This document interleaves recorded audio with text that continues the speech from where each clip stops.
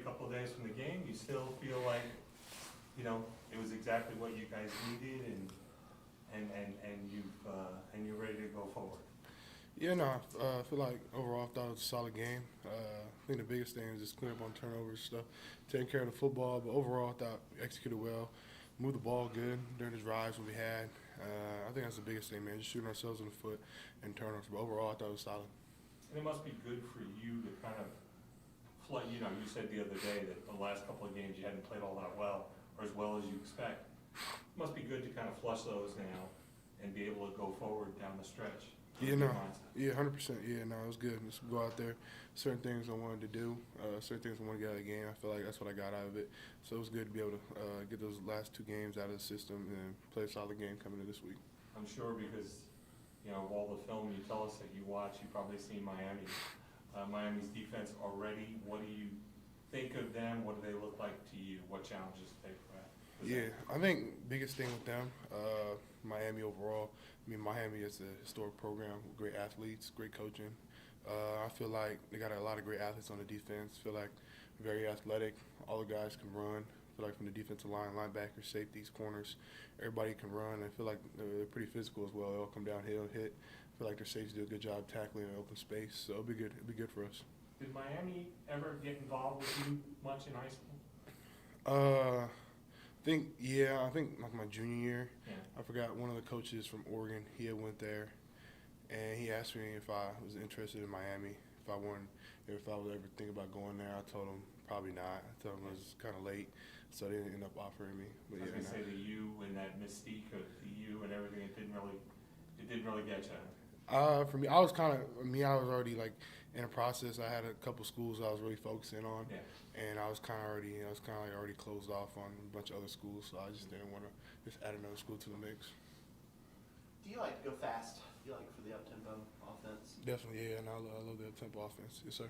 Why does it work for you? What is it that you like about it? I think it's just less thinking.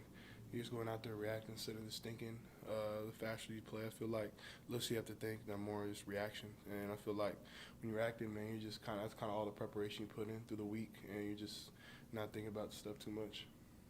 Did you push for a little extra tempo this past week? We definitely worked on it this week. I think that was one big emphasis that Coach Streeter told us, the offense, be able to play with more tempo. We had a lot more stuff, be able to play faster. I feel like we did a good job this weekend playing faster. Mm-hmm. With Antonio having such a great performance on Saturday, how much does that mean to you to have another receiver that you can reliably pass the ball to?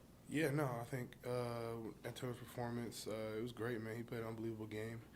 Did a lot of unbelievable things out there, ran a bunch of good routes, blocked really well, I thought as well. And he's made great catches, man, and he's been doing that all year long. So it's good to see that, be able to see him just continue to keep growing, continue to keep getting better, and just playing his game.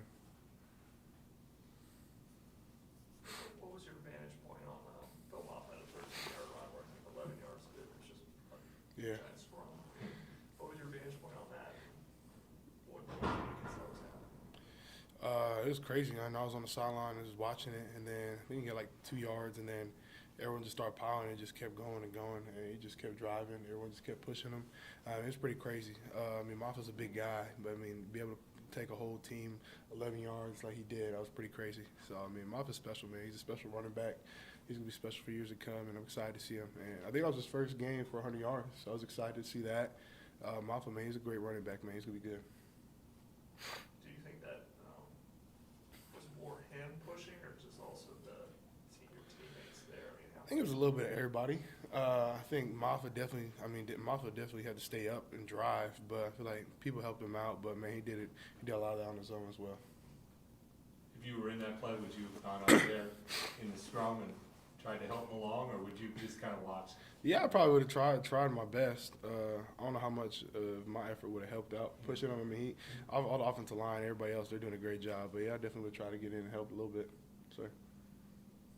They seem to. It seemed like last game they tried to get you involved running a little bit more early too. Did you kind of enjoy that? Did that kind of set the tone for you to play the game that you did? Yeah, no, I definitely like getting involved with the run game early. It was cool for me to be able to get the juices out, kind of get your blood, kind of get everything going, kind of calm down. Getting hit, I feel like against a player getting hit kind of calms you down, like kind of settles you into the game a little bit. So no, it was good.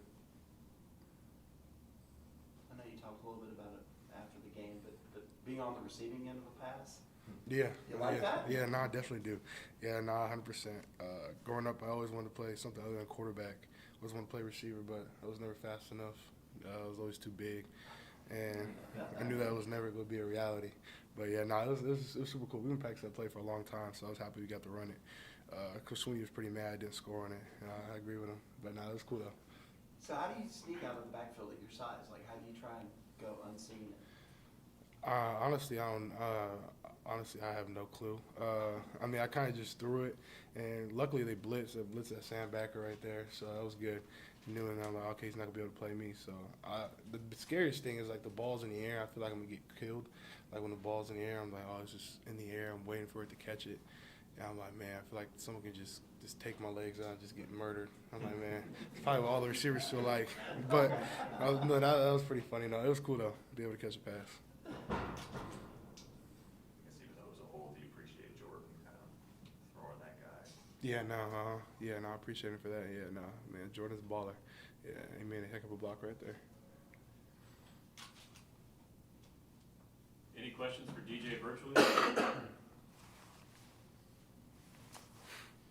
Anybody else in the room? Yeah, going back to Miami, obviously with their record 5-5, but there's still a lot of juice with it, isn't there? To see 100%. Clemson and Miami in Death Valley. Yeah, no, 100%. I mean, Miami's an unbelievable team. I mean, they have talent, and I feel like injuries have hurt them a little bit. But I mean, at the end of the day, man, Miami's a good football program. They have a great head coach, Coach Cristobal, and all the guys over there. I mean, they're gonna be great. They're gonna be ready to play. So we gotta be able to bring our best game on Saturday. Does he blitz a lot? Does he try and just let his playmakers make plays, or does he kind of mix it up a little bit? He mixes it up a little bit on defense. We'll see what they do for us in the game plan they have for us, but they mix it up a good bit. They do a couple stuff on defense, zone, man, they mix it up, but they're good though. It'll be a good challenge for us. DJ, I know you know what happened at UVA today. Does knowing that it's happening to a guy like Coach Elliott, who you were close to and around for the last couple of years, does that kind of make it a little more alive or a little more, I don't know, does it bring it home a little bit more acutely? Yeah, I think the biggest thing for me, I think what really brings it home, I mean, at the end of the day, man, I think it's innocent people that are dying, you know? I mean, it's a guy like, a college football player like me, or like just guys, I haven't heard the whole story about it, about her. I think they're on a bus, like coming back from a field trip, and it's just like a catastrophic event that happens like that where, you know, you don't know like that's going to happen on that day. You know? It's so random, right? So sad, and it's unbelievably sad to be able, like, I mean, I just feel terrible for the players around it, his families, the families of the players, coaches, everybody part of UVA, and you know, it's just, I mean, it's unbelievably sad. You know, it's just stuff like that you don't ever want to have happen, or you don't ever hear about. And you know, it's just, I say my prayers for their families and stuff like that. But I mean, it's definitely a sad subject to talk about, and it's just, you know, it's just super sad. Anyone else? DJ, have you talked with Frank at all, and have you kept up with him at all, kind of the season he's had with Miami?